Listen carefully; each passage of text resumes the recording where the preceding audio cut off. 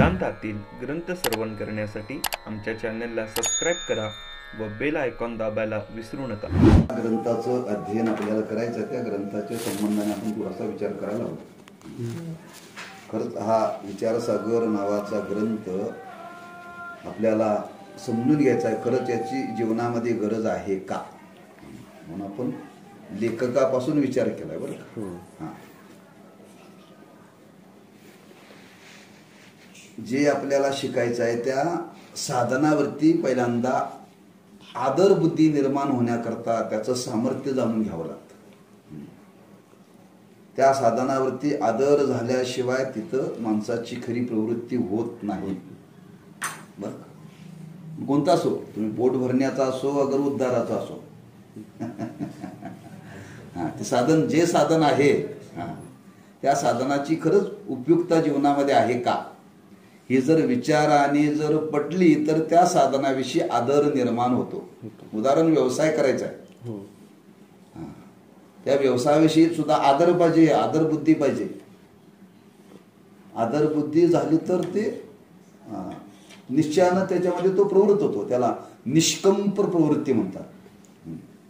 करू का नको, केलंच पाहिजे का, करू का नको अशी जी वृत्ती याला कंप पावनं म्हणतात। आणि हे करायचं म्हणजे करायचं, आता हे याची गरज आहे असं निश्चयानं प्रवृत्त निष्कंप म्हणतात। कोणत्या क्षेत्रामध्ये त्या साधनाच्या संबंधाने त्या साधनाचं स्वरूप आपल्याला हे पटलं पाहिजे विचाराने बरं का, कथाकथित नव्हे, बळजबरीनं नव्हे। कारण देवाने आपल्याला बुद्धी दिलेली आहे, विचार करण्याची शक्ती। काही गोष्टी लोक म्हणतात काल आणि मला ते पटलं नाही म्हणून मी यायचं बंद केलं। म्हणजे विचाराला ग्रहण करण्याची शक्ती, विचार पटलं नाही म्हणजे असं मनुष्य बोलतो समाजामध्ये। तसं त्या ग्रंथकर्त्यांनी शास्त्रकर्त्यांनी आपल्याला विचाराने पटून दे, खरंच याची गरज आहे का, याची जीवनामध्ये गरज आहे का, खरंच हे शिकून काय याचा फायदा आहे का, का उगाच वेळ आहे म्हणून वाचायचं, वेळ आहे म्हणून करायचं असं नाही, खरंच याची उपयुक्तता आहे का म्हणून त्यांनी हेडिंग दिली विचारसागर रहस्याची, म्हणजे या ग्रंथाची उपयुक्तता, खरंच हा ग्रंथ उपयुक्त आहे का जीवनामध्ये हे आपल्याला विचाराने पटवून दिलेलं आहे। ते सांगत असताना कारण या ग्रंथाविषयी आपली आदर बुद्धी निर्माण झाली पाहिजे, आदर बुद्धी निर्माण झाली पाहिजे। या दृष्टीने त्या ग्रंथांच्या संबंधाने प्रत्येक ग्रंथाविषयी हा विचार प्रगट केलाय बरं का, अभ्यासकांनी, शास्त्रकारांनी, विद्वानांनी। आणि तोच विचार इथं सांगत असताना इथं ग्रंथकर्त्याने हा विचार आपल्याला सांगितलेला आहे की वेदोपनिषदाच्या वचनातून अगर संतांच्या वाङ्मयातून आलेली ब्रह्मात्मैक्य बोधक वचने मंद बुद्धीत प्रकाशित होत नसतील तर त्या बुद्धीला विचारसागर रहस्याचा चांगला परिचय झाला तर संस्कृत उपनिषदादी प्रस्तांतरीची वचने व प्राकृत भाषेतील संत वचने त्याच्या बुद्धीत सम्यक समन्वयपूर्वक प्रकाशू लागतील हे स्वानुभवानेच विशेष पटण्याजोगे आहे। काही वेद आणि उपनिषद हे मूळ संस्कृत आहे, त्याच्यामध्ये आणि संत वाङ्मयामध्ये सगळा विचार आलेला आहे वेदाचा संतांच्या वाङ्मयामध्ये बरं। आणि तो विचार कुठला आलेला आहे की त्या वेदाने सांगितलं की तीन गोष्टी सांगितल्या वेदाने, जीव, जगत आणि ब्रह्म, तीन गोष्टी सांगितल्या। काय सांगितल्या? जीव, जगत आणि ब्रह्म। जीव कसा आहे, ब्रह्म कसा आहे आणि जगत कसा आहे हे वेदामध्ये सांगितलं, उपनिषदामध्ये सांगितलं आणि संतांनी पण सांगितलं। जीव हा परब्रह्मापासून वेगळा नाही असं सांगितलं। ब्रह्म कसा आहे, सच्चिदानंद स्वरूप आहे, ती नित्य आहे। आणि जगत कसा आहे, मिथ्य आहे आणि डोक्यात शिरत नाही बरोबर, हे डोक्यात शिरत नाही। जीव हा त्या परब्रह्मापासून वेगळा नाही, ते परब्रह्म सच्चिदानंद स्वरूप आहे आणि दिसणारं हे जगत मिथ्या आहे असा विचार वेदाने उपनिषदाने आणि तो संत वाङ्मयाने सांगितलेला आहे.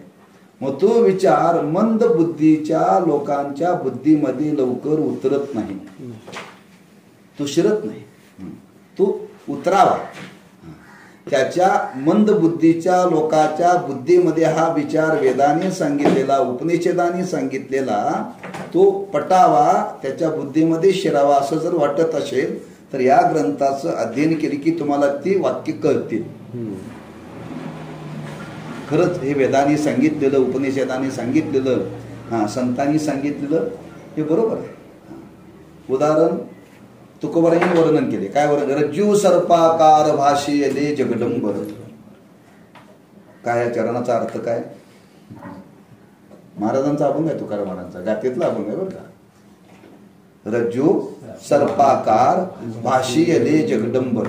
काय कळतंय? काय सांगितलं?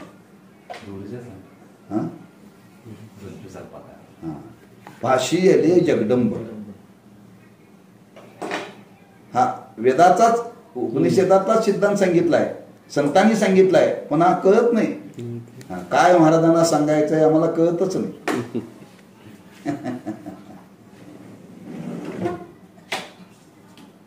महाराजांचा मामा हे तुकाराम महाराजांचं प्रमाण आहे, पण हे आपल्याला कळायला पाहिजे, कळत नाही. मी कळण्याकरता या ग्रंथाची मदत आपल्याला पडेल.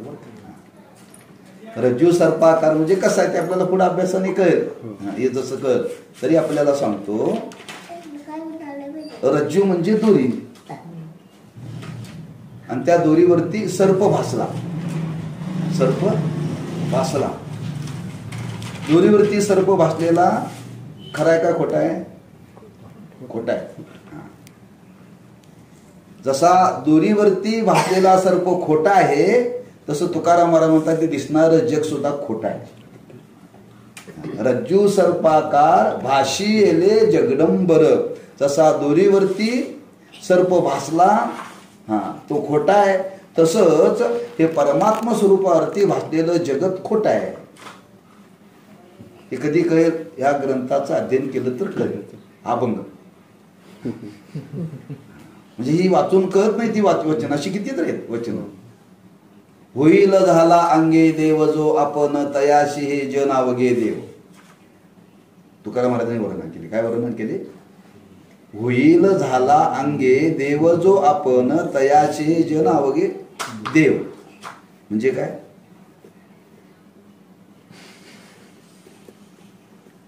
काय सांगितलं? अभंग आहे तुकाराम महाराजांचा. होईल झाला अंगे देव जो आपण तयाशी जन अवघे देव. जो स्वतः ब्रह्म स्वरूप होईल त्याला जगतामध्ये ब्रह्मच दिसेल. होईल झाला अंगे देव झाला त्यालाच जगातला देव दिसेल. मी देव आहे जर हे माणसाला कळालं तर त्याला जगतामध्ये देव आहे. मी देव आहे म्हणजे तुझ्यात देव आहे. तसा माझ्यात आहे तसा तुझ्यात आहे, तसा तुझ्यात आहे तसा ह्याच्यात आहे. म्हणजे तुम्हाला सगळीकडे काय दिसेल? पण कधी दिसेल? मी देव आहे कळेल तर. हे कोण सांगितलंय? वेदाने सांगितलंय, तेच संतांनी सांगितलंय. होईल झाला अंगे देव जो आपण तयाशी जनावगे. त्याला सगळीकडे देवच दिसेल. ते सांगितलं राहते. विष्णुमय जग वैष्णवांचा धर्म भेदा भेद भ्रम. पण वाचून आपण कळत नाही. हे या अभंगाचा उकल कधी होईल? अशा ग्रंथाचं अध्ययन केलं तर. असे किती तर प्रमाण आहे, तुम्ही शोधून काढा. ज्ञानेश्वर महाराज हे विश्वची माझे घर ऐशी मती जयाची स्थिर किंबहुना चराचर आपण झाला. ज्ञानेश्वर महाराज म्हणतात हे विश्वच माझं घर आहे. हे विश्वच माझं घर आहे. आम्ही काय म्हणतो? हेच माझं घर आहे. आम्ही काय म्हणतो? हेच माझं घर आहे. शेजारचं हे ते माझं नाही, हे माझं घर आहे. आणि संत सांगतात की विश्वच आपलं घर आहे. जी व्यापकता सांगितली ही कधी होईल, कसं कळेल, अशी ओव्या असे प्रमाण भरपूर आहेत. हे संत वाङ्मयामध्ये आलेला सिद्धांत आहे, हे तत्वज्ञान आहे. आणि हे तत्वज्ञान आपल्याला कळावं असं वाटत असेल तरी कळण्याकरता ग्रंथ उपयुक्त आहे. ते कळाले की माणसाला आनंद होतो, फार आनंद होतो बरं का. म्हणून याची उपयुक्तता आहे का, कळण्याकरताच उपयुक्तता आहे का जगण्याकरता आहे? जगण्याकरता आहे. पहिल्यांदा कळलं पाहिजे ना, कळल्यानंतर मग त्याप्रमाणे मनुष्य जगण्याचा प्रयत्न करेल, जगण्याचा प्रयत्न करेल. म्हणून याची उपयुक्तता कशी जीवनामध्ये आपल्याला येईल म्हणून सर्वसामान्य लोकांना हे कळणार नाही. का कळणार नाही तर त्यांनी वर्णन केले, मूळ ग्रंथ हे संस्कृत आहे. काय संस्कृत आहे? संस्कृत उपनिषदादी प्रस्थान त्रयी, तीन त्रयी म्हणजे तीन ग्रंथ संस्कृत मध्ये आहेत. ब्रह्मसूत्र, उपनिषद आणि गीता. त्याचा पुढं विचार आणखी येणार आहे. हे संस्कृत आहे. आणि मराठीमध्ये 3 आहेत. कोणती? ज्ञानेश्वरी, एकनाथी भागवत आणि तुकाराम महाराजांची गाथा. संस्कृत प्रस्थांतरी म्हणजे हे 3 आणि प्राकृत म्हणजे हे 3. म्हणजे इथं शब्द वापरला, संस्कृत उपनिषदादी प्रस्थांतरीची वचने व प्राकृत भाषेतील संत वचने, दोन्हीतली. म्हणजे प्राकृत म्हणजे मराठी भाषेमध्ये, त्या दोन्हीतली 3 ग्रंथातले हे 3 ग्रंथ प्रस्थांतरी. याच्यामध्ये जी आलेली वचनं आहेत ते आपल्याला वचनं कळतील या ग्रंथाच्या द्वारे, या ग्रंथाच्या द्वारे. आणि ती कशी कळतील त्याच्याकरता शब्द वापरला, सम्यक समन्वयपूर्वक प्रकाशू लागतील. आपल्याला बुद्धीमध्ये असं ते पटेल विचाराने, त्याचा समन्वय कळेल. सम्यक म्हणजे बिनचूक, आणि समन्वय म्हणजे दोन्हीतला फरक, हे कसं आणि ते कसं, दोन्हीची संगती कळली पाहिजे, त्याला समन्वय म्हणतात. समन्वयपूर्वक प्रकाशू लागतील हे स्वानुभवाने विशेष पटण्याजोगे आहे. हे आपल्याला अनुभवानं पटण्याजोगं आहे, आपल्याला हे कळेल. म्हणून उपनिषद वचनाचा अगर संत वचनाचा सम्यक समतोल सुमधुर समन्वयात्मक महातात्पर्य विषयीभूत अचूक अर्थ जिज्ञासूच्या हृदय मंदिरात प्रकाशने ही नितांत आवश्यक गोष्ट आहे. प्रत्येकाच्या अंतःकरणामध्ये हा प्रकाश पडला पाहिजे. कुठला प्रकाश पडला पाहिजे? विचाराचा. त्याला विचाराने हे पटलं पाहिजे. कोणाच्या हृदयामध्ये कोण जाणण्याकरता प्रवृत्त झाला? तो जिज्ञासू. जिज्ञासूला हे विचाराने पटलं पाहिजे म्हणून शब्द वापरला काय? जिज्ञासूच्या हृदय मंदिरात प्रकाशने ही नितांत आवश्यक गोष्ट आहे. आत प्रकाश पडला तर बाहेरचं दिसतंय बरं का. आत प्रकाश पडला तर बाहेरचं दिसतं, बाहेर प्रकाश पडला तर आतलं दिसत नाही बरं का. गाडीची व्यवस्था कशी आहे? गाडीत बसल्यानंतर बाहेरचे दिसतंय, आतलं दिसत नाही.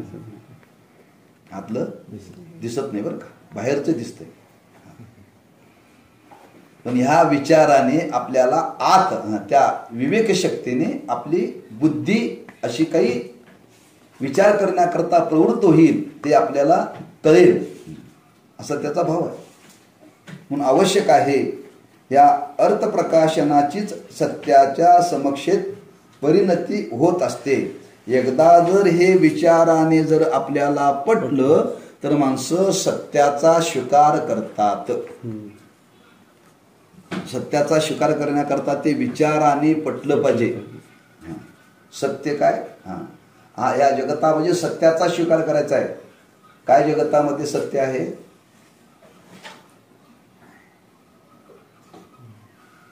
सत्याचा स्वीकार करावा का असत्याचा स्वीकार करावा? सत्याचा. मग सत्याचा स्वीकार करण्याकरता ते बुद्धीला पटलं पाहिजे ना. बुद्धीला जर पटलं तर सत्याचा स्वीकार होतो. मग या जगताचं अंतिम सत्य काय आहे?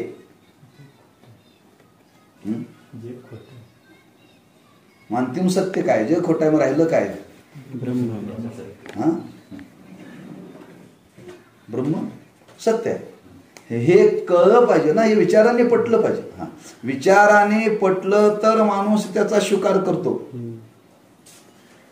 नाहीतर तो स्वीकार करत नाही बरं का. म्हणून त्याला विचाराने सत्याचा स्वीकार करणं हाच खरा साक्षात्कार आहे बरं का. साक्षात्कार म्हणजे असं काय लग प्रकाश पडतो असं काय नाही बरं का. लोक म्हणतात मला साक्षात्कार झाला, साक्षात्कार झाला म्हणजे असं काय, असं वेगळं काय नाही. मला हे विचाराने पटलं, आता मी आता याच्या व्यतिरिक्त दुसरं काहीच करणार विचाराने बरं का. म्हणजे सत्याला स्वीकार करण्याची बुद्धीची जी दृढता निर्माण झाली ना, हा, त्याच्याशी तो जर वागला ना, त्याच्या जीवनामध्ये तो सुख दुःखाचा विचार करतच नाही, त्याला सुख दुःख ही वाटतच नाही. म्हणजे ज्याला साक्षात्कार झाला त्याला सुख दुःखाची जाणीव राहतच नाही. आणि ही काही कालापुरती नाही, कायम स्वरूपाची आहे बरं का. मग सत्याचा आपल्याला जीवनामध्ये आविष्कार व्हावा असं वाटत असेल तर हे आपल्याला याद्वारे आपल्याला कळेल. म्हणून समक्षेत परिणती होत असते. एकदा हे विचाराने पटलं की आपल्याला त्याप्रमाणे जीवनामध्ये आपली वाटचाल होते. त्या सत्याच्या समक्षतेत दुःखाचा आत्यंतिक परिहार व क्षयातिशयादी दोषरहित नित्य निरतिशय सुखाचा आविष्कार होत असतो. एकदा आपल्याला सत्याचा स्वीकार जर जीवनामध्ये घडला तर दुःखाचा नाश होतोच, आत्यंतिक दुःखाचा नाश होतो. म्हणून परवा चिंतन केलं काय, ब्रह्मरस घेई काढा जेने पिढा वारेल बर का, वाढेल. आत्यंतिक निवृत्ती होते बरं का दुःखाची. कशाने होते? सत्याचा स्वीकार केल्यानंतर, त्याचा आपल्याला अनुभव आल्यानंतर, एकदा सत्याचा स्वीकार झाला की दुःखाची आत्यंतिक निवृत्ती होते. मग त्या संबंधाने जी विषयाविषयी सातिशय बुद्धी, याच्यापेक्षा वर त्याच्यापेक्षा वर चढची अशी बुद्धी आहे, हा, त्याच्या ठिकाणी जे दोष आहेत ती बघण्याची तुमची वृत्तीच राहत नाही. हे सगळे निघून जातं त्याच्यात, हे सगळं निघून जातं. एकदा सत्य रूपाने पटल्यानंतर, सत्य रूपाने पटल्यानंतर गोष्ट सांगितली जाते. एकदा असं घडलं की एक मुलगा आपल्या मित्राच्या घरी गेला आणि मित्राच्या घरी गेल्यानंतर त्या मित्राने त्या आलेल्या मित्राला दूध दिलं प्यायला, दूध दिलं प्यायला, आणि त्याने ते दूध पिलं बरं का. तो म्हणला मला दूध, हो दूधच आहे, हो मी घरात रोज पितो, म्हणजे आई मला देते दूध, पण त्या दुधाची चव वेगळी आणि ह्या दुधाची चव वेगळी आहे म्हणाला तो मुलगा. काय त्या मित्राला काय म्हटला, मी घरामध्ये रोज दूध पितो, हा, आणि तुझ्याकडे आज दूध पिलो, याची चव का वेगळीच आहे. तर मला हे खरं दूध आहे गाईचं म्हणाला. गाईचं दूध आहे, ठीक आहे. त्यानं चव चाकली, घरात आला आणि घरात आल्यानंतर आईला विचारला, आई मी आज मित्राकडे गेलो होतो आणि मी दूध पिलो, पण त्या दुधाची चव वेगळी, आणि तू मला रोज दूध देते ना, त्या दुधाची चव वेगळी. आई खरं सांग मला तू काय देतेस. आई सांगितले, बाबू खरं सांग मला, आपली परिस्थिती फार हलाखीची आहे, मी तुला दूध देऊ शकत नाही म्हणते, मी रोज तुला पीठ कालवून म्हणून दूध देते म्हणते. काय देते? पीठ कालवून. का आपली परिस्थितीच नाही म्हणजे दूध विकत आणून खाणे. ते म्हणला मी इथून पुढं आता हे पीठ कालवलेलं दूध पिणार नाही. का? खरं दूध का, हा, खरं दूध कालवलं नव्हतं तोपर्यंत पीठ कालवलेलं दूध म्हणून पित होता. आपलं तेच चाललंय. हा, खरं सुख अजून कळालेलं नाही, घरात चाललंय, हेच खरं सुख आहे. ते पीठ कालवलेलं सुख आहे. म्हणजे ते कळालं, खरं कळाल्यानंतर आता याच्याविषयी त्याची बुद्धीच राहिली नाही सेवन करण्याची. त्याला कोणी सांगितलं का ते पिऊ नको म्हणून? कोण देव आलता सांगायला? कोण त्याला गुरु आलता सांगायला? त्यालाच हे विचारानं पटलं. हो, हा, खरं काय ते मित्राच्या संगतीत गेल्यानंतर ते सेवन केल्यानंतर ते कळालं. तसं एकदा हे विचाराने आपल्याला कळालं, सत्याचा आपल्याला स्वीकार झाला की दुःख शिल्लक राहत नाही आणि त्या विषयाविषयी असलेली सापेक्षतेची दोष बुद्धी ती शिल्लक राहत नाही, ती निघून जाते. कधी सत्य मग सत्य हे कधी कळेल? अशा सद्ग्रंथाचं अध्ययन करण्याने. पुढारी वाचून लोकमत वाचून नाही बरं का, याचा अर्थ ते वाचू नये असं नाही आहे. एकदा गुरुवरी साखरे महाराजांनी आपले हे बेळगावचे तरुण भारतीय संपादक आहेत ना, किरण ठाकरचे वडील, त्यांना साखरे महाराजांनी सांगितलं, तुमचं हे तरुण भारत सगळीकडे जातं, तुम्ही आमचा एक ज्ञानेश्वरीचा विचार पहिल्या पानावरती छापत जाणार म्हणले. मी लिहून देतो लेख म्हणले महाराज. त्यांनी काय सांगितलं, महाराज म्हणले आमच्या पेपरमध्ये खरं चालत नाही, खोटं चालतं म्हणून आमचा पेपर कपतो म्हणले. तिकडच्या खोट्या बातम्या द्याव्या लागतात म्हणून तर पेपर, असं आम्ही जर खरं जर ज्ञानेश्वरी आणि गाता जर द्यायला लागलो आमचा पेपरच खपणार नाही. पण बघा, चांगली बातमी कुठेतरी कोपऱ्यात टाकतात ते, चांगली बातमी कोपऱ्यात टाकतात आणि नको ती बातमी पहिल्या पानावर टाकतात. माणसं दुसऱ्याच्या हातातला पेपर ओढून घेतात, काय झालं बघू म्हणतात. सद्ग्रंथाकडे प्रवृत्ती होत नाही बरं. म्हणून याची उपयोगिता जीवनामध्ये किती आहे सांगण्याकरता हा विचार इथं सांगितलेला आहे. म्हणून या दृष्टीने तत्वजिज्ञासूच्या पारमार्थिक जीवनात विचारसागर रहस्य ही वाङ्मयी कृती अत्यंत उपयुक्त आहे. म्हणून हा ग्रंथ अतिशय उपयुक्त आहे. आजकाल उपयुक्ततेवर अतिशय भर दिला जातो, तेही बरोबर आहे, कारण प्राप्ती, परिपालन, संवर्धन आणि उपयुक्तता अशा उत्तर महनीय पायऱ्या आहेत. आजही उपयुक्ततेवरती फार भर दिला जातो व्यवहारामध्ये सुद्धा. प्रत्येक तुम्ही गेला तर प्रत्येक जण सांगतात हे तुमच्या जीवनामध्ये उपयुक्त आहे घ्या. दुकानात गेला तर दुकानदार सुद्धा सांगतोच बरं का, त्याला ते खपवायचं असतं, त्याला ते खपवायचं असतं. आणि ते खपवण्याकरता ती माणसं सांगतात, इतकं पटवून देते, इतकं पटवून देतं बघा, हा कपडा घ्या सुती, तुम्हाला फार शरीराला थंडीच्या दिवसात गरम लागतो घ्या, उन्हाळ्यात हा बरा लागतो घ्या, पावसाळ्यात हा बरा लागतो घ्या. तो घेणारा म्हणतो घेतोय गॅरंटी, काय म्हणतोय गॅरंटी काय, तो सांगतोय अहो आपली गॅरंटी नाही, कपड्याची कुठे गॅरंटी देऊ, अहो काहीतरी सांगा की म्हणतोय. म्हणजे दुकानदार काय सांगतात गमतीनं सांगतात बरं का. ते सांगतात बघा, हा कपडा घ्या, मी सांगतो विश्वास ठेवा माझ्यावरती, कपड्याचा रंग जर गेला तर कपडा बदलून देतो, कपड्याचा रंग गेला तर कपडा बदलून देतो. ठीक आहे, विश्वास ठेवला त्या ग्रस्तानी, तो कपडा खरेदी केला, घरात आणला, कपडा वापरायला सुरुवात केली, 4-5 धुणे झाले आणि 5-4 धुण्यामध्ये कपड्याचा रंगच गेला बरं, कपड्याचा रंगच गेला. कपड्याचा रंग गेल्यानंतर ह्याच्या लक्षात आलं, दुकानदार सांगितले कपड्याचा रंग गेला तर कपडा बदलून देतो. तो कपडा घेऊन त्या दुकानदाराकडे गेला, का हो तुम्ही सांगितलं कपड्याचा रंग गेला तर कपडा बदलून देतो, बघा 4 धुण्यामध्येच कपड्याचा रंग गेला. हो बरोबर आहे, मी तुम्हाला सांगितलं का खोटं नाही म्हणले. कपड्याचा रंग गेला तर बदलून देतो, बरोबर आहे. मग तुमचं म्हणणं आहे कपड्याचा रंग गेला नाही म्हणले, आता कुठं मूळ कपड्याचा रंग यालाय म्हणले. आतापर्यंत जो होता तो त्याचा मूळचा नव्हता, तो दिलेला होता. मूळचा कपड्याचा रंग काय तो आता तो प्रगट होणार आहे. मी तुम्हाला सांगितलं रंग गेला तर कपडा परत देतो, आता कुठं रंग त्याचा खरायला बदलून द्यायचा प्रश्नच येत नाही. म्हणजे असं पटवून देतात, उपयुक्ता सांगतात प्रत्येक क्षेत्रामध्ये बरं का. म्हणून इथं 4 त्यांनी मुद्दे मांडलेत. एखादी वस्तू प्राप्त करून घेणं, प्राप्त करून गेल्यानंतर त्याचं परिपालन करणं, परिपालन केल्यानंतर ते वाढवणं, संवर्धन करणं आणि उपयुक्तता, अशा उत्तर महनीय पायऱ्या आहेत बरं का जीवनामध्ये. तसं ह्या साधनाच्या बाबतीत, ग्रंथाच्या बाबतीत सुद्धा प्रत्येक गोष्टीच्या याच पद्धतीने त्यांनी पायऱ्या सांगितल्या बरं का. एखादी वस्तू प्राप्त करायची, प्राप्त केल्यानंतर त्याचं परिपालन करायचं, परिपालन केल्यानंतर ते संवर्धन करायचं, संवर्धन केल्यानंतर त्याची उपयुक्तता जाणून ते जतन करायचं जीवनामध्ये.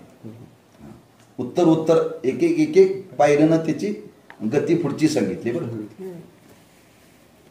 एखाद्या वस्तूची प्राप्ती होणे कठीण आहे, पण वस्तू प्राप्त झाली तरी त्याचे परिपालन व संरक्षण करणे त्याहून कठीण आहे. एखादा पहिल्यांदा वस्तूच प्राप्त होणं कठीण आहे, आणि प्राप्त झालं तर सांभाळायचं कठीण आहे. लोक म्हणतात मुलगा होत नाही, मुलगा होत नाही, मुलगा होत नाही. 12 वर्ष झाली आणि 12 वर्षांनी मुलगा झाला. 12 वर्षांनी प्राप्त नव्हता ना, प्राप्त झाला. आता 12 वर्षांनी प्राप्त झाला, पण त्याला सांभाळणं फार अवघड आहे ना. ती सांभाळता सांभाळता बाई एवढी टोकाला येते, ते म्हणते हे कार्ट जन्माला आलं नसतं तर बरं झालं असतं. ह्याच्या आधी म्हणत होते मुलगा नाही, मुलगा नाही, मुलगा नाही, ह्याच्याकडे जा त्याच्याकडे जा प्रयत्न करून मुलगा झाला. आता प्राप्त झाला. आता प्राप्त केल्यानंतर त्याचं अवघड आहे की नाही. म्हणून त्यांनी हे वर्णन केले. पहिल्यांदा प्राप्त होणं कठीण आहे, आणि प्राप्त झाल्यानंतर परिपालन संरक्षण करणे त्याच्यापेक्षा कठीण आहे. कोणतेही गाडी पहिल्यांदा प्राप्त होणं कठीण आहे, प्राप्त झाल्यानंतर सांभाळायचं, तिचं संरक्षण करणं फार कठीण आहे. फार कठीण आहे, लक्षात ठेवा. किती कठीण आहे. एकाने गाडी घेतली, गाडी घेतली, आनंद झाला, एवढा आनंद झाला, गल्लीतल्या लोकांना पेढे वाटले. गल्लीतल्या लोकांना पेढे वाटले. आनंद बरं का, वस्तू प्राप्त झाली का. कोणाकडे गाडी नाही, माझ्याकडे गाडी आली. प्राप्त झाली, गाडी झाली, लावली दारामध्ये गाडी, आणि सकाळी उठल्यानंतर गाडीच्या भोवत्याने प्रदक्षिणा मारली. तुळशीला माणसं सकाळी घालतात ना तसं. गाडीला प्रदक्षिणा घातल्यानंतर पाहिलं गल्लीतल्या पोरांनी रात्रीतून दगडाने रेगोट्या ओढल्या होत्या. ओढल्याबरोबर त्याला चिंता लागली, आता याचं संरक्षण केलं पाहिजे, म्हणजे शेड पाहिजे आता गाडीला. म्हणजे याच्या अगोदर गाडी प्राप्त नव्हती, आता प्राप्त झाली. आता प्राप्त झाल्यानंतर पुढची चिंता काय निर्माण झाली, संरक्षण, त्याचं परिपालन. मग ती आत्मवस्तू असो अनात्मवस्तू असो, हे त्याच्या मागे हा नेमच आहे. म्हणून वस्तू प्राप्त झाली तरी त्याचे परिपालन व संरक्षण करणे त्याहून कठीण आहे. संरक्षणात सुव्यवस्था असणे कठीणच आहे. परिपालनानंतर तीत काय तिथं शब्द तीत वाढ होणे व संवर्धन होणे त्यापेक्षा कठीण आहे, आणि सरते शेवटी त्या वस्तूचा सदुपयोग होणे सर्वात कठीण आहे. म्हणजे एकापेक्षा एक कठीण. पहिल्यांदा प्राप्त होणं कठीण आहे, प्राप्त झाल्यानंतर संरक्षण होणं कठीण आहे, संरक्षण झाल्यानंतर त्याचं संवर्धन होणं हे त्याच्यापेक्षा कठीण आहे, आणि संवर्धन झाल्यानंतर त्याचा उपयोग जीवनामध्ये योग करणं हे त्याच्यापेक्षा कठीण आहे. कुठल्या वस्तूचा विचार न करता फक्त या देहाचाच विचार करा. मनुष्याचा जन्म मिळणं फार कठीण आहे. मिळाला तर त्याचं संरक्षण करणं त्याच्यापेक्षा कठीण आहे. संरक्षण केल्यानंतर त्याची संवर्धन, ज्या ज्या सद्गुणाची वाढ झाली पाहिजे त्याच्याकरता प्रयत्न केला पाहिजे, त्याच्यापेक्षा कठीण आहे. आणि हे सगळं करून याचा परमार्थाकरता उपयोग करणं हे त्याच्यापेक्षा कठीण आहे. त्याच्यापेक्षा कठीण आहे. म्हणून बाहेरच्याच गोष्टीचा विचार करण्यापेक्षा ह्याच गोष्टीचा विचार करा. ही वस्तू आपल्याला प्राप्त म्हणून सांगता नरदेह दुर्लभ जाना. हा मिळत नाही, कठीण आहे, आपल्याला मिळालाय. आता तो सांभाळा. नुसतं सांभाळून चालणार नाही. त्याच्यामध्ये आता ज्ञानाची वाढ करा, सद्गुणाची वाढ करा. ते केल्यानंतर त्याचा कुठं उपयोग करायचा हा विचार करा. चांगला दष्टपुष्ट आहे, चांगलं गुण संपूर्ण झालेत, आता ह्याचा उपयोग कशा करता करावा, परमार्थाच्या साधने करता. म्हणून एकापेक्षा एक कठीणता सांगितली. होणे सर्वात कठीण होय. म्हणून सध्याच्या यांत्रिकी युगात उपयुक्त वादावर भर दिला जातो, तो अगदी बरोबर आहे. उपयोगिता ही मानवास लाभलेली अर्थात देवदत्त जी स्वतंत्रता तिच्यावर अतिशय अवलंबून आहे. आधुनिक सुधारकी लोकांना असे वाटणे स्वाभाविक आहे. बर का? हा, आता ह्या धावत्या यांत्रिक युगामध्ये हा उपयुक्ततेला फार भर दिलेला आहे. बरं का? हा, आणि तोच विचार आज आपण ह्या परमार्थाच्या दृष्टीने केला पाहिजे. हा, जर जगण्याकरता सामान्य जीवन जगण्याकरता जर उपयुक्तता जर पाहिली जाते, हा, प्रत्येक उपयुक्तता पाहून प्रत्येक गोष्टीचा स्वीकार केला जातो, तर त्याच पद्धतीने हे आज आपल्याला परमार्थाच्या दृष्टीने सुद्धा हे आपल्या लक्षात येईल. म्हणून आधुनिक सुधारकी लोकांना असे वाटणे स्वाभाविक आहे. गगनचुंबी इमारती, अफाट श्रीमंती वा संपत्ती, उदंड संतती, उदंड कीर्ती, यावत सुखसोयी ह्याच खऱ्या मानवाच्या सुख समाधानाच्या उपयोगी गोष्टी आहेत, अशी मानवाची धारणा झाली. घर बांधणं हे उपयुक्त आहे. हा, मग ते घर कसं पाहिजे? गगनचुंबी म्हणजे 2 मजली, 3 मजली, 4 मजली. हा, गगनाला भेटायला जाणाऱ्या त्याला गगनचुंबी शब्द वापरलाय बरं का. हा, 4 मजली, 5 मजली, 6 मजली. म्हणून मी आता त्या काकाला म्हटलं, आता ते उपरीची आलती पत्रिका द्यायला, म्हणलं तुम्हाला मुलं किती आहेत? एकच आहे. घर बांधून गेल्या वर्षी आम्ही गेलतो त्या घरात. घर बनवले, 4थ्या मजल्याचं काम चालू आहे म्हणा. 4थ्या मजल्याचं. तुम्हाला मुलगा 1 आणि 4 मजली कोणाकरता बांधायला आहे? मुलगा 1 आणि 4 मजली कोणाकरता बांधायला नाही म्हणजे महाराज सध्या मिळवत आहे तोपर्यंत ते मिळवून ठेवावं. मिळत तोपर्यंत आता ताकद आहे मिळवायची, तोपर्यंत मिळवते तर मग कुठं गुंतवून पैसे ठेवायचे बांधावे म्हटला. त्याला एवढी गरज नाहीये. म्हणजे ती उपयुक्तता पुढे येईल या भावनेनं तो बांधवले म्हटला मी. तेवढा त्यातला निम्मा बंगला दुकानाकरता, निम्मा बंगला भाड्याने आणि निम्मा वापरायला. एवढंच नाही म्हटलं तो, आणखी काय म्हणला, हे तर आहे पण जुनं घर आहे तेही पाडून बांधणार आहे म्हणाला. म्हणजे आज लोकांची काय धारणा आहे, या धारणेनं माणसं आज काय काय जीवनामध्ये करतायत म्हणून शब्द वापरलेत, फार सुंदर वापरलेत बरं का. गगनचुंबी इमारती, अफाट श्रीमंती व संपत्ती, उदंड संतती, उदंड कीर्ती, अद्ययावत सुखसोयी ह्याच खऱ्या मानवाच्या सुख समाधानाच्या उपयोगी गोष्टी आहेत. याच्यातूनच खरं आपल्याला समाधान मिळणार आहे, याच्यातून सुख मिळणार आहे, अशा भावनेनं आज माणसं प्रवृत्त झालेली आहेत आणि त्याच्या मागं लागले. हे जीवनामध्ये उपयुक्त आहे. हा, या दृष्टीनं हे जग याच्या मागं लागलेलं आहे बरं का. म्हणून त्यासाठी विचारसागर रहस्यासारख्या अगर उपनिषदापासून संत वाङ्मयापर्यंतच्या जुनाट ग्रंथांना नूतन सुधारकी विचारवंतांना काय उपयोग?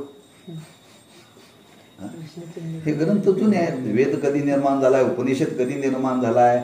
लोक म्हणतात बघा माणसं चंद्रावरती चालले तर तुम्ही अजून भजन करायला लागले.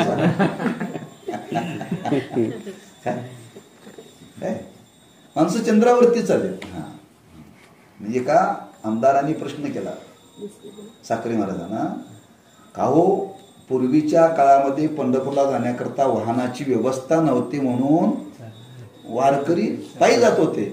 आता रस्ते चांगले झालेत, वाहनं एवढी झालेत, हा, सकाळी जाऊन संध्याकाळी पंढरपुरातून परत येता येतं. तुम्ही 17 दिवस कशा करता वाया घालवता म्हटलं. आळंदी ते पंढरपूर 17 दिवस लागतात. किती दिवस लागतात? हा, तुम्ही जर कार गाडी घेऊन जर सकाळी निघाल तर संध्याकाळी तुम्ही घरात परत येता जेवायला. एवढी सोयी झाली असताना तुम्ही अजून मागासच म्हटला तो. काय मागासच आहे. 17 दिवस तुमचे फुकट जातात. एवढ्यावरती तो थांबला नाही. तो काय म्हटला, हे 1 लाख लोक 17 दिवस चालतात. 1 लाख लोक 17 दिवस चालतात. त्यांनी एक युक्तिवाद मांडला. हे घडलेलं आहे बरं का, कथाकथित नव्हतं. तो म्हटला 1 लाख माणसं रोज जर कामाला लावली तर 17 दिवसाचं उत्पन्न किती वाढेल देशाचं. 1,00,000 लोक माणसं जर कामाला लावली तर 17 दिवसाचं उत्पन्न किती वाढेल? तुम्ही 17 दिवस वाया घालवता तो मला वारकरी तुम्ही देशाचे उत्पन्न बुडवणारे आहात म्हणतो. सांगण्याचा भाव काय? आज माणसं संपत्तीच्या, संततीच्या, कीर्तीच्या, सुखसोयीनी वस्तूच्या मागं लागलेल्या ह्या लोकांना हे विचार पटतील का? हे विचार कधीचे आहेत? उपनिषद काल म्हणजे अनादी काल आहे हो. वेद कधी निर्माण झालाय? ज्यावेळी जगताची उत्पत्ती झाली त्यावेळेला. जगताची उत्पत्ती किती झाली? किती युग गेली? एवढे जुनाट विचार आता सुधारणा झालेले आहे. सुधारलेले विचार घ्या ना म्हणतात लोक. हे विचार जुनाट आहेत, हे टाकून द्या म्हणतात. म्हणून सुधारकी विचारवंतांना काय उपयोग शंका सकृत दर्शनी रास्त वाटते. हे ऐकल्यानंतर खरंच आपल्याला सुद्धा पटतं बरं. सुकृत दर्शनी म्हणजे वरपंगने खरंच हे ऐकल्यानंतर खरं तुम्ही बघा एखाद्या आधुनिक विचारवंताचं तुम्ही व्याख्यान ऐकायला जा आणि त्यांनी तासभर याच्यावरती सांगावं, तुम्ही म्हणता खरंच यानं सांगितलेलं बरोबर आहे आणि काल ऐकलेलं म्हणजे सुकृत दर्शनी ते खरं वाटतं. रास्त म्हणजे खरं वाटतं बरं का. म्हणून आजच्या विचाराला धरून बोलणारी माणसं आहेत. पण या प्रश्नाचे उत्तरापूर्वी मानवाचे अंतिम साध्य अगर सर्वोच्च स्थिती ठरण्यावरच अमुक एक गोष्ट त्यास उपयुक्त आहे व अमुक एक गोष्ट अनुपयुक्त आहे असे ठरविता येते. एक मुद्दा मांडलेला येतो की हे आधुनिक असे हा वेदशास्त्राचा विचार असेल, हे जर आपल्याला जीवनामध्ये जर पटवून घ्यायचं असेल तर माणसाच्या जीवनातलं अंतिम साध्य काय हे ठरलं पाहिजे. म्हणजे जीवनामध्ये तुम्हाला काय मिळवायचं आहे हे पहिल्यांदा ठरवा. हे पहिल्यांदा ठरवा. हे पहिल्यांदा ठरवलं ना मग याच्यावरून तुम्हाला याची उपयुक्तता आहे की नाही हे कळेल. आपल्याला साध्यच ठरलेलं नाही, साध्यच ठरले नाही बरं का. एक ग्रस्त रेल्वेमध्ये प्रवासात बसले आणि त्या शेजाऱ्याने त्याला विचारलं, मी कुठे चाललाय म्हटले.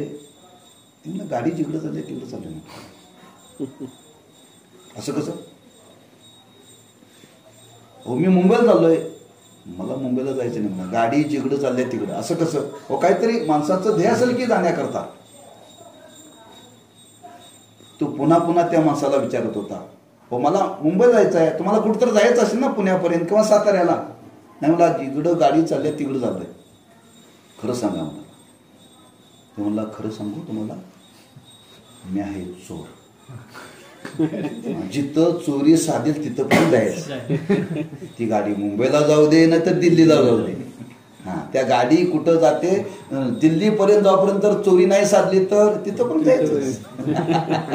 त्याला दिल्लीला जायचं नाही आहे, त्याला चोरी करायची आहे. जिथं चोरी झाली तिथून तिनं गाडी सोडली. हे का जीवनातलं अंतिम साध्य आहे? मग तो काय म्हणला, गाडी जिकडं चालल्या मी तिकडं चाललोय. म्हणजे अंतिम साध्य जीवनातलं काहीतरी आपण स्वीकारावं लागेल. काय जीवनामध्ये आपल्याला मिळवायचं आहे, जीवनामध्ये काय मिळवायचं आहे हे मिळवल्याशिवाय आपल्याला त्या साधनामध्ये दृढता स्थिरता येत नाही. आपण इष्टीमध्ये बसतो. इष्टीमध्ये बसल्यानंतर कंडक्टर बसल्या बसल्या पहिल्यांदा विचार तिकीट काढा. तिकीट काय म्हणतोय तो? तिकीट काढा. एक म्हटला मला अजून कुठं जायचं ठरलेलं नाही म्हटला. कुठं जायचं ठरलेलं नाही. तो कंडक्टर म्हटला पहिल्यांदा ठरवा आणि मग गाडीत बसा म्हणा. अहो बघा ही गाडी मुंबई आहे.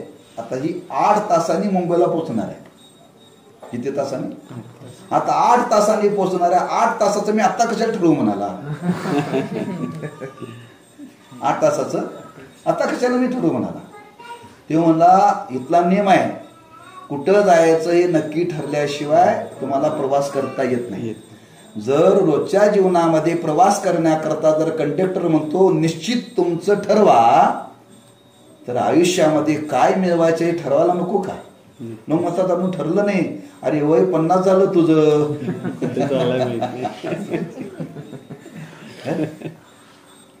गाडीत बसल्या बसल्या ठरवावं लागतं, तसं जन्माला आल्यानंतर तारुण्यामध्ये ठरवावं लागतं काय आपल्याला मिळवायचं आहे.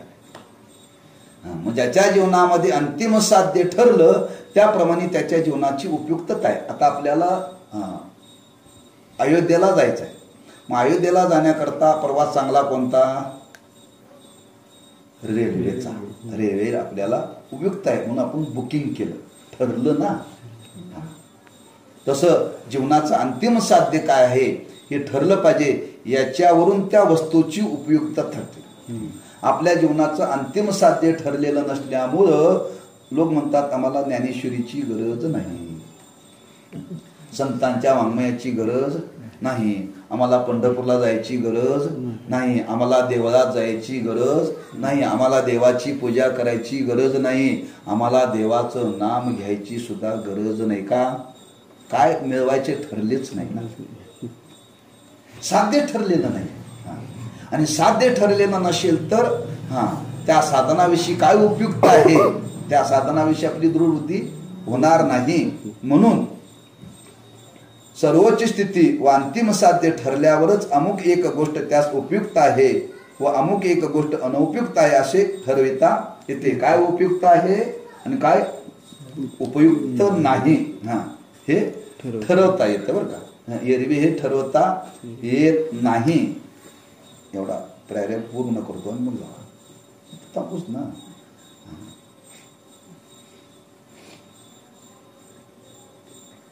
त्यासाठी अंतिम साध्याचे सर्वोच्च स्थितीचे मूल्यमापन करण्याचे निश्चित साधनही ठरवणे आवश्यक आहे.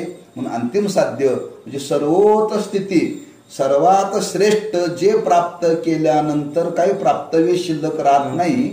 हे आता याचं आपल्याला मूल्यमापन करावं लागेल. याचं मूल्यमापन करावं लागेल. करण्याचे निश्चित साधनही ठरवणे आवश्यक आहे. मग ते ठरवायचं कशाने हे पण कळलं पाहिजे ना. कारण सर्वोच्च हा शब्द सापेक्ष आहे. म्हणून सर्वोच्च स्थिती अंतिम साध्य निश्चित करणे कठीण आहे. तरी पण मानवाच्या हरेक ज्ञानाचे व हरेक क्रियेचे अंतिम साध्य दुःख परिहार आणि निरतिशय सुख आविष्कार आहे. हे कोणाशी विचारवंतास ना कबूल करता यावयाचे नाही. हे मात्र नक्की आहे. अंतिम साध्य आपल्याला जर काय ठरवायचं असेल तर एक शास्त्रकारांनी या ग्रंथकर्त्यांनी एक विचार मांडलेला आहे. प्रत्येकाला काय वाटतं आपल्या जीवनात दुःख कायमचं जावं आणि सुख कायम यावं. दुःख कधी येऊ नये आणि सुख कधी जाऊ नये हे कोणालाही विचारा, सगळ्यांना हेच मान्य. असं सुख प्राप्त व्हावं, असं सुख प्राप्त व्हावं ज्या सुखाचा नाश होऊ नये आणि दुःख कधी जीवनामध्ये राहू नये. याच्यामध्ये सर्वांच्या जीवनामध्ये एक वाक्यता आहे. हे तर मान्य करावं लागेल. आणि हे जर मान्य केलं तर हे सर्वांचं एकच आहे. म्हणून आणि दुःख परिहार आणि निरतिशय सुखाविष्कार हे कोणाशी विचारवंतास ना कबूल करता यावयाचे नाही. अत्यंत समाधानाची व निश्चित स्वरूपाची गोष्ट आहे.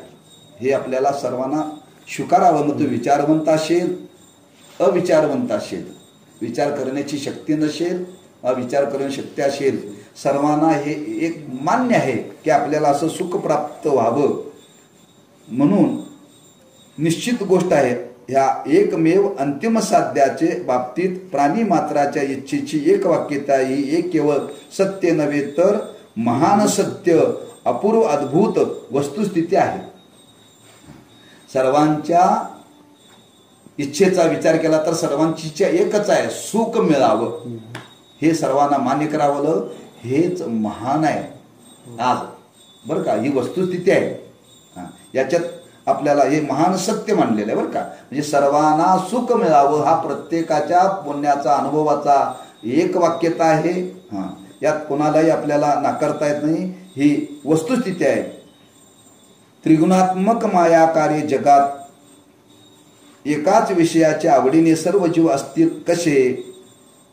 सर्व जीवांच्या आवडीची इच्छेची एक वाक्यता होणे कसे संभवेल? प्रश्न केलाय. कोणी प्रश्न करेल. हे जग कसं आहे? त्रिगुणात्मक आहे. त्रिगुणात्मक म्हणजे 3 गुण आहेत, सत्वगुण, रजोगुण, तमोगुण. मग कोणाच्या जीवनामध्ये सत्वगुण आहे, कोणाच्या जीवनामध्ये रजोगुण आहे, कोणाच्या जीवनामध्ये तमोगुण आहे. मग त्याच्या त्या गुणाप्रमाणे प्रत्येकाची आवड भिन्न भिन्न. मग यात एक वाक्यता असेल कशी? एक वाक्यता असेल कशी? मला का पांढरे कपडे आवडतात पण त्याला आवडत नाहीत ना. मला बिगर कांदा लसणाचं आवडतं पण त्याला आवडत नाही ना. मला पंक्तीला जेवण आवडत आहे पण त्याला आवडत नाही ना. जेवायचं भूक लागलेली आहे त्याला पण लागलेलं, पण आपण भूक लागलेली आहे पण तो म्हणते मला असं पाहिजे, तो म्हणते मला असं पाहिजे, आणि तुम्ही म्हणता सर्वांची एक वाक्यता आहे. हे कसं संभवेल? प्रत्येकाची आवड आणि गुण याप्रमाणे भिन्नता निर्माण होत असताना एकच कसं असेल असे प्रश्न निर्माण केलेत. पण सकल दुःख निवृत्ती व परमानंद प्राप्ती या साध्याच्या बाबतीत सर्वांची एक वाक्यता आहे. म्हणून अत्यंत अपूर्वची गोष्ट आहे. अपूर्वाची गोष्ट आहे. एक वाक्यता त्या सांगितली की सकल दुःख निवृत्त व्हावं आणि परमानंदाची प्राप्ती व्हावी. हे मात्र सर्वांच्या जीवनामध्ये एक आहे. सामान्य विषयामध्ये भिन्नता असेल पण खऱ्या वस्तुस्थितीने सुखामध्ये मात्र एक वाक्यता आहे. हे मात्र अपूर्वता आहे, विशेष आहे. हे मात्र आपल्याला मान्य करावं लागेल. मानवाच्या या साध्यात जोवर बदल घडत नाही तोवर त्या साधनातही बदल होणे संभवनीय नाही. हे उपरनिर्दिष्ट अंतिम साध्य जर सदा तेच ते आहे तर त्या साध्याचे निश्चित फलपरिवसायी असाधारण साधनी तेच का असणार नाही तर तेच हे साधन राहील हे निश्चित. म्हणून जोपर्यंत मनुष्याच्या जीवनामध्ये अंतिम साध्य ठरत नाही तोपर्यंत त्या साधनाची जीवनामध्ये उपयुक्तता आहे की नाही हे आपल्याला मान्य करता येणार नाही. म्हणून पहिल्यांदा काय ठरलं पाहिजे? अंतिम साध्य. आणि त्या अंतिम साध्याच्या दृष्टीने हे विचार केला तर हा ग्रंथ आपल्या जीवनामध्ये उपयुक्त आहे. त्या साध्यापर्यंत पोहोचवण्याची याच्यामध्ये शक्ती आहे, याच्यामध्ये दृष्टी आहे, याच्यामध्ये आपल्याला मार्गदर्शन करण्याची शक्ती आहे. हा ग्रंथ आपल्याला तिथपर्यंत पोचवू शकेल. हा ग्रंथ उपयुक्त आहे या संबंधाने हा विचार मांडलेला आहे. इथपर्यंत थांबू, बाकीचा विचार पुढच्या पाठात घेऊ. कुंडली गौरधारी श्री ज्ञानदेव तुका